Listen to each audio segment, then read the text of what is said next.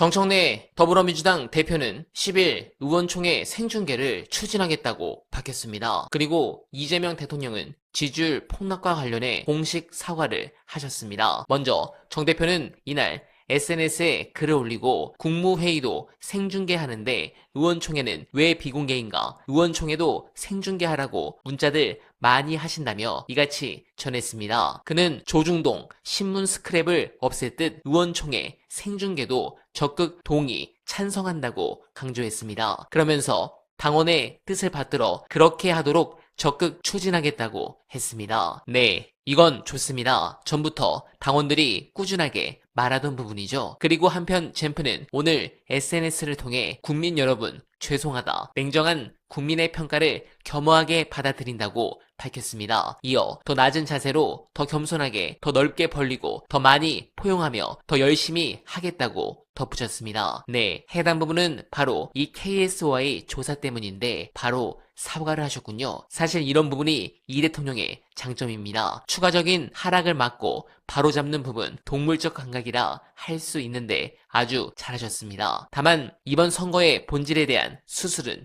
반드시 필요합니다. 개인적으로 제가 정말 유익하게 들었다고 생각하는 분석 끝까지 봐주시고 여러분들의 생각 댓글로 부탁드립니다. 일단 정원호 후보께서 이재명 대통령을 좀 많이 어필했으면 좋았을 텐다는 생각 개인적으로 합니다. 그게 약했고 지금 이제 말씀 주신 그 부분에 대해서는 저는 사실 95% 이상 동의합니다. 왜냐하면 문재인 시즌 1 때 젊은이들이 20대인 분들이 30대가 됐고요. 그때 30대인 선배들이 20대들한테 주입을 시켰습니다. 문재인 폭등했다고. 네. 그러니까 20대들은 그걸 듣고 있다가 반반이었겠죠. 반반이었다가 민주당 정부가 됐으니까 좀 믿음을 갖고 있었고 초반에 대통령이 좀 잘 하시니까 믿음이 컸었는데 이 대통령이 어제인가 그제도 말씀하셨잖아요. 네. 그 말씀하실 때 조금 제가 볼 땐 중간에서 전달이 잘못되는 것 같아요. 왜냐하면 15억 이하 지금 주택 매수를 하거나 매수를 하려는 분들은 지금 거의 피터난 수준입니다. 집값이 갑자기 너무 많이 올라가지고. 맞습니다. 그런데 그분에 대해서 뭐 어느 정도 잘했다고 또 판단을 하시는 뉘앙스의 표현을 하셨어요. 그러면 이건 뭐가 전달이 시장 정보가 잘 안 된 거라고 봐요. 물론 강남은 효과를 봤죠. 고가 주택들은 효과를 봤는데 그 밑에 15억이라도 비싼 거거든요.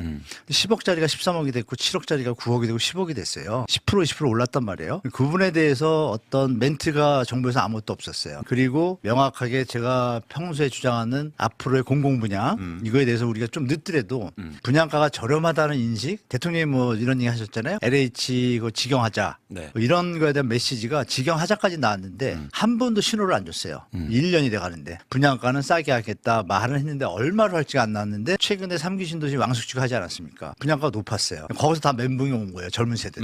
이 부분을 제가 볼 땐 민주당의 어떤 선거전략본부에서 너무 좀 쉽게 보지 않았나 저는 그렇게 봅니다. 그래서 제가 실제로 20대를 많이 만나요. 일부러 총학도 가보고 그러면 단순해요. 그냥 집값 또 올려놨는데 이렇게 표현합니다. 표현을. 그러니까 이념이 있는 친구들 말고 그리고 제가 직접 얘기하긴 죄송하지만 저도 자식이 있잖아요. 저희 자식은 제가 약간 중도 진보기 때문에 냉정하게 객관적으로 보려고 그러는데 저한테 묻습니다. 왜 이러냐고. 여기까지 얘기하면 다 이해되시죠. 그런 상황인데 네. 정작 위에 분들은 잘 모르시고 정원호 이분도 선거운동할 때도 그런 표현이 없었잖아요. 근데 핵심은 이거라고 전 보거든요. 그러니까 우리는 지표나 시장을 볼 때 변화를 보는 거니까 그게 변화했냐는 거죠. 무슨 얘기냐면 오세훈 시장에 대한 재건축 기대감이 없었는데 생겨났으면 그 몰표가 이해가 돼요. 그렇죠. 근데 항상 있었잖아요. 네. 예를 들어 강남의 압구정 현대아파트는요. 내란이 일어나도 국민의힘 찍어요. 그렇죠. 그러면은 그 과정을 예를 들어서 오세훈을 지지를 더 많이 해서냐 아니면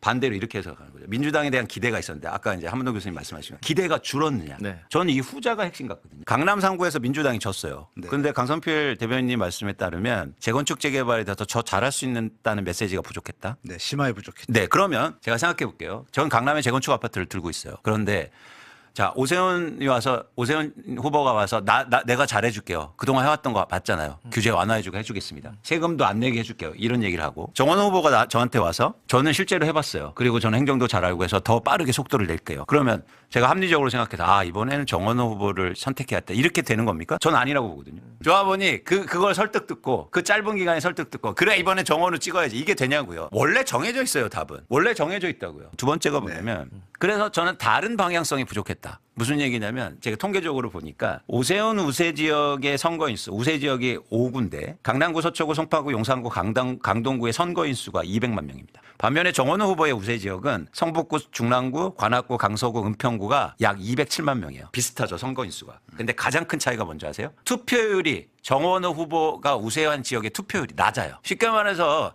재건축 조합원들을 위한 정책을 내는 거 좋습니다. 그런데 정원호 후보는 무주택자와 그리고 예를 들어서 임차인들을 위한 정책은 뭐가 있었냐는 거예요. 오히려 이게 핵심이지 않았을까? 그러니까 우리가 지지하는, 민주당이 지지하고 있는 사람들, 예를 들어서 이런 거죠. 문재인 정부 때부터, 아까 문재인 정부 얘기해 드렸으니까 교수님, 문재인 정부부터 집값 안정시키겠습니다. 정책하겠습니다. 대책 세우겠습니다. 그래서 앞으로 집값 떨어질 거니까 기다리세요. 그래서 수많은 민주당 지지하는 사람들은 집을 안 샀어요. 맞아요. 임차인으로 남아있어요. 그런데 지금까지 남아있어요. 그래서 벼락거지라고 욕먹고 조롱받고 이러고 있는데, 그런데 갑자기 나오는 정책이 무주택자와 서민을 위한 정책이 아니라 재건축 규제 완화에 서로 싸우고 있다? 그러니까 아예 그냥 투표장에 안 간 거예요. 이 지점에 대해서, 그러니까 두 가지. 교수님, 재건축 규제 완화로 해서 서로 싸운다. 이게 진짜로 표로 연결될 수 있느냐는 지점. 두 번째는 과연 민주당과 정원호 후보는 민주당에 지지하는 그 수많은 임차인들과 그리고 정부를 믿고 정책을 신뢰했던, 그리고 그래서 무리하게 집을 사지 않았던 사람들을 위한 정책은 뭐가 있었냐. 오히려 그 사람들이 투표장에 안 나와서, 투표율로 보여주고 있잖아요. 투표장에 안 나와서 문제가 생긴 거 아닌가? 선거에서 징계하니까. 저는 이렇게 분석하고 있는데 교수님 어떻게 보십니까? 일단 표 얘기부터 하면은 제가 손자병법을 잘은 모르지만 네. 이렇게 말씀드릴게요. 우리 이제 대변인께서 말씀 정확히 해주셨는데, 일단 프레임을 잘 짰잖아요. 선거 전략 면에서. 부동산 지옥. 일단 지옥은 지옥인데 그럼 그 지옥을 누가 만드는지 알아야죠. 그러면 정원호 후보가 좀 더 절박한 심정으로 신념과 의지와 철학을 갖고 있었다면 이 프레임에 대해서 깨부시는 공략을 찾았어야죠. 지옥은 누가 만들었죠? 토지거래가 풍고부터 시작된 겁니다. 오세훈이 만든 거예요. 네, 바로 그게 그러면- 핵심이에요. 네, 공감합니다. 선거 직전 이 대통령의 지지율이 폭등했던 핵심적 이유는 이 대통령에게 부정적 평가를 보냈던 2030에서도 부동산 정책 등의 영향으로